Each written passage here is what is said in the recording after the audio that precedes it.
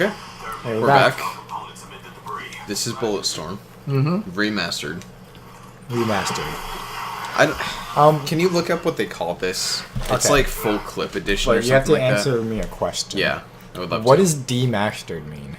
Demastered? Because the Mummy game just came out a few months ago, and it's called The Mummy Demastered. What? Does that mean that...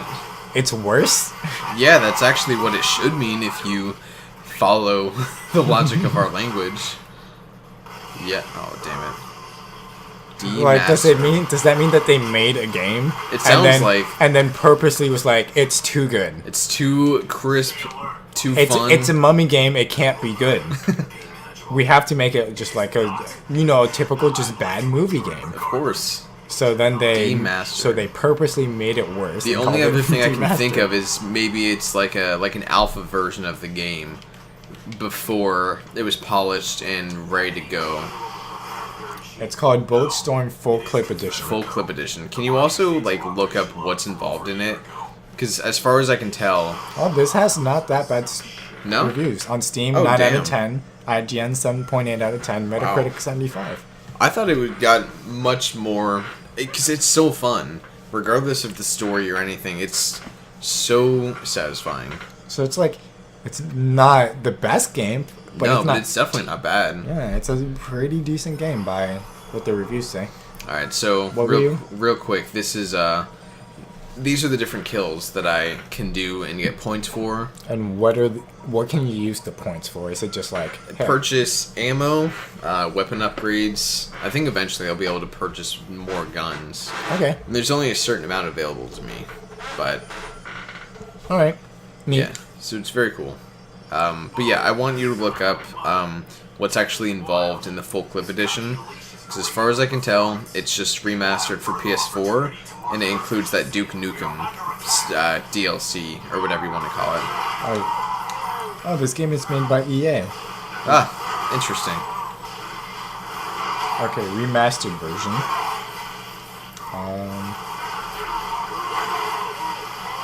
Improved graphics. Yeah.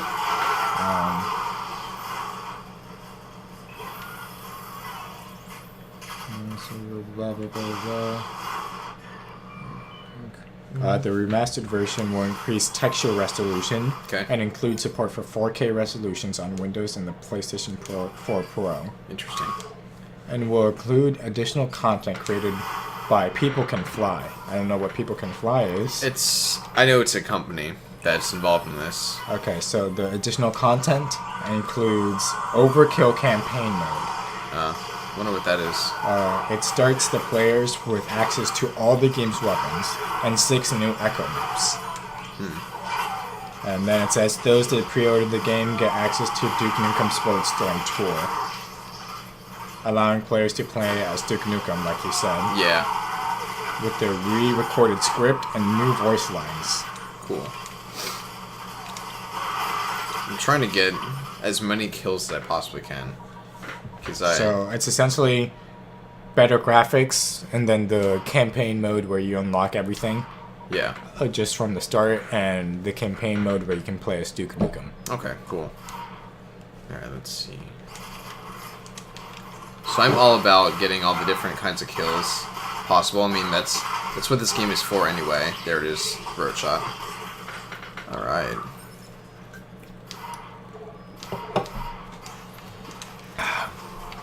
So we're finally getting into the fully fledged version of the game, where it's as ridiculous and over the top as possible.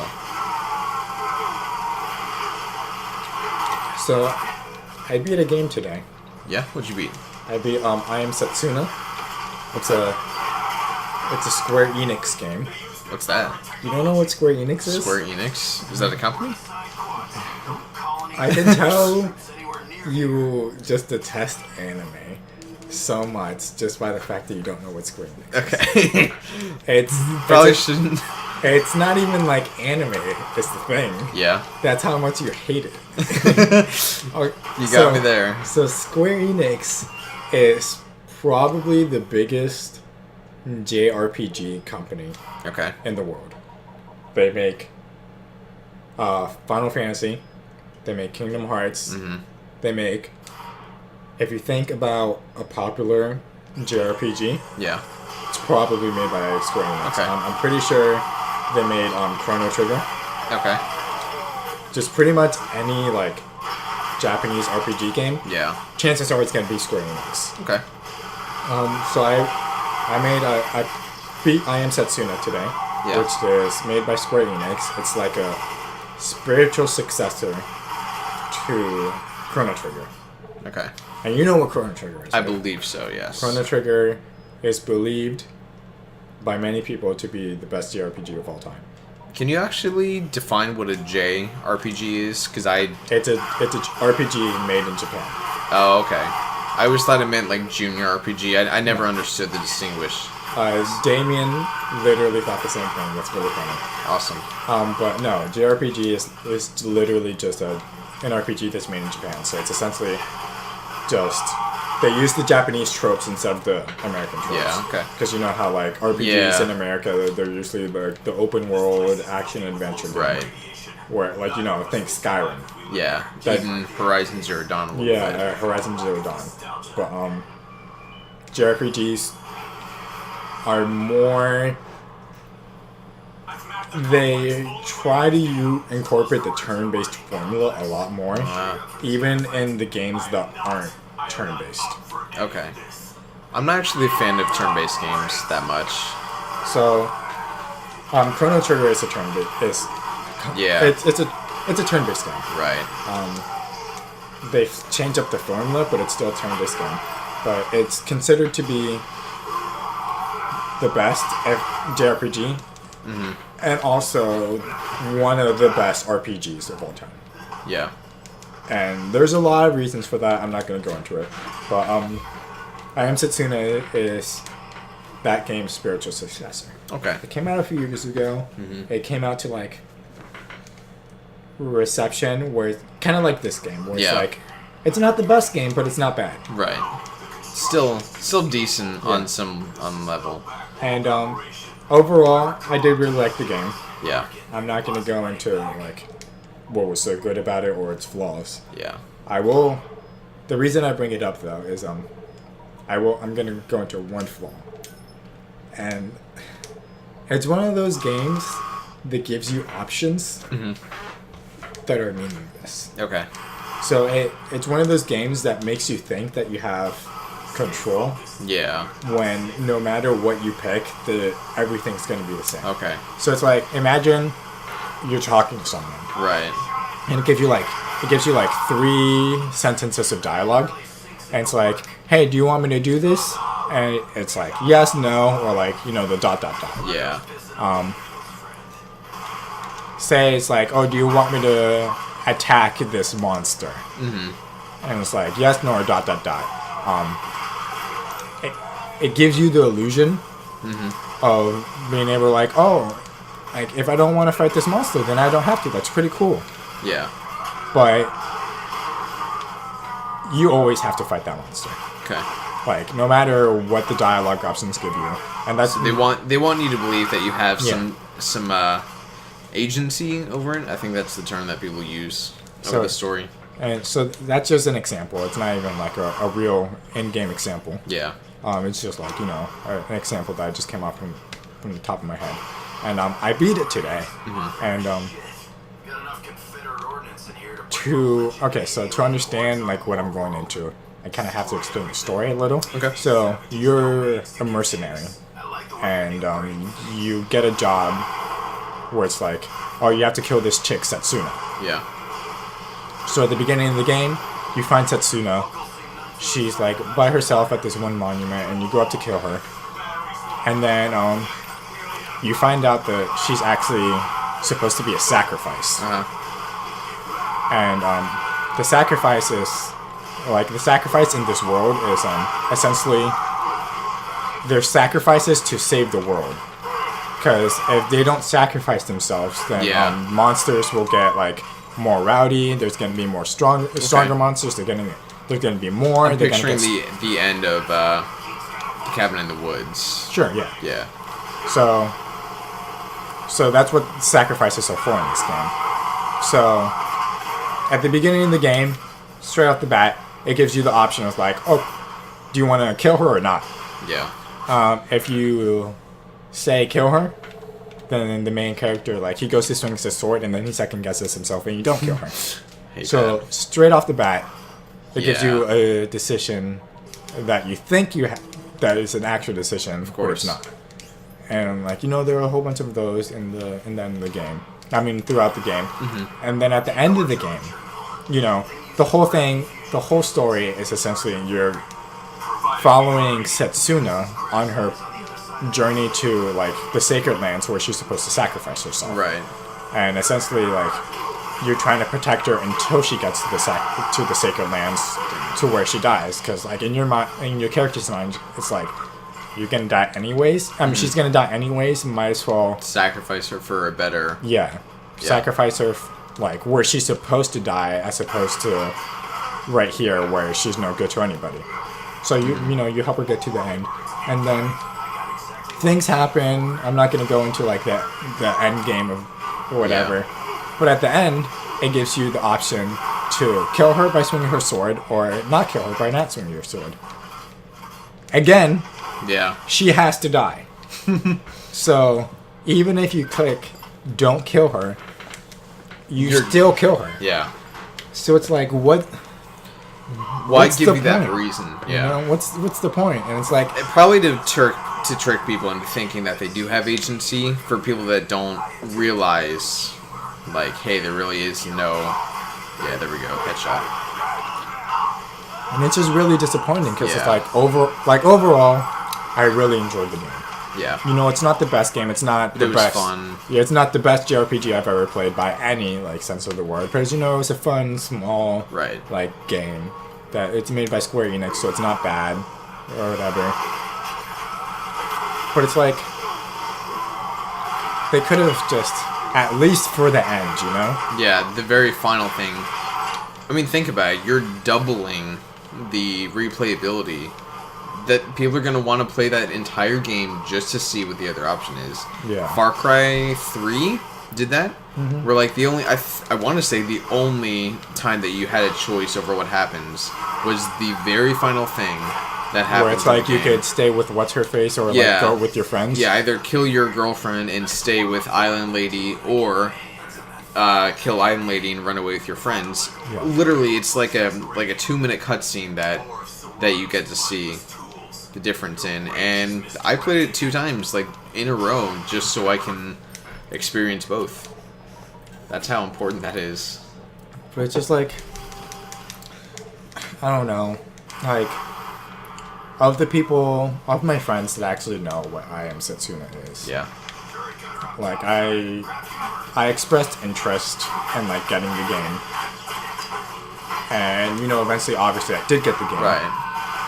But one of my friends, he was like, one of my friends played it, and he said it wasn't really that great. Mm-hmm. Like, one thing about the game is that the whole game takes place in, like, a snowy land. Mm-hmm. So, like, the environments kind of all look the same, because there's not that much you can do with, like, just white snow. Yeah.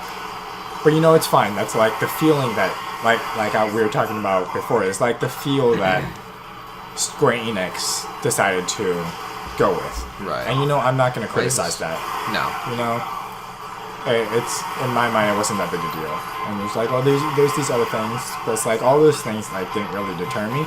And overall, I'm not like, I don't regret getting the game. Yeah. I still, for the most part, really did like the game, but it's just like there are very easy things that they could have done to make the game better, but they just didn't. And I feel like what makes it the most disappointing is that it's supposed to be a spiritual successor to Chrono Trigger, which is one of the best games ever made. Like, I'm saying this in a video that's going on in the internet. Yep. And if I said Chrono Trigger is not the best game ever made, then the internet, if the internet actually watched this, they'd go crazy. Yeah, they'd go nuts on you. But saying Chrono Trigger is one of the best games ever made, it's like, it's just a fact. Right. Essentially, that's how widely loved Chrono Trigger is, and it's just like the spiritual successor of that game to be so mediocre, it's just really disappointing. Yeah. You know? I bet. I do. But yeah, that's just what's been on my mind today since That's what you done. Yeah, that's what, because I beat the game today, and it's just like, man, that's kind of sad. Yeah. Now, were you playing it and realized that it wasn't the best, and you were just waiting for it to get better, or did you know how it was like halfway through the game? Oh no, from the beginning I knew exactly what the game was. Yeah.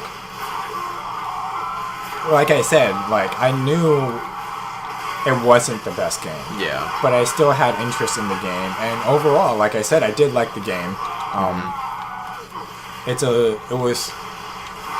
I was a little bit disappointed going in.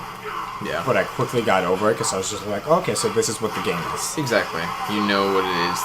There's no reason getting disappointed in a game when it can't be anything more than what it is. Yeah. So it's like, there was a little bit of disappointing going in, but I was just like, you know what? This is something that I can easily get over, and I easily got over it, and for the most part, for a large majority of the game, I really enjoyed. But I was just like, I hope that at the end, if they do give me a decision to kill her or not, I could actually kill her, or I could actually not kill her.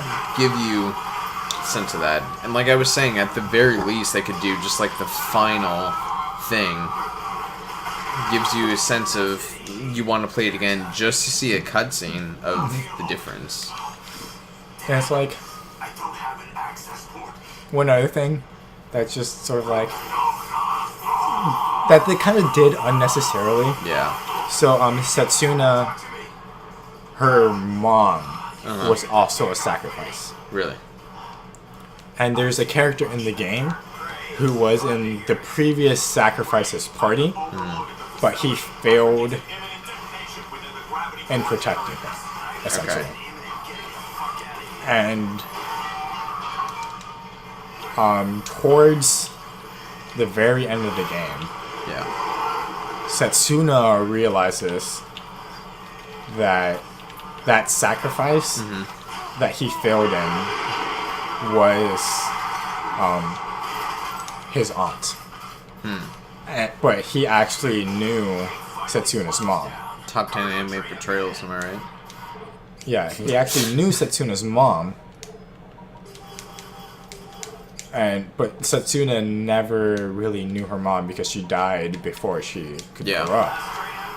But she knew her mom through the journey. This is like all like teased. They didn't really go into it too much, but he knew her mom through the journey of taking her aunt to the last lands to be the sacrifice.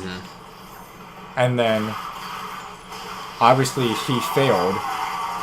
So then her mom, I think this is what they're like going into. Her mom had to take up the sacrifice, like the mantle of sacrifice.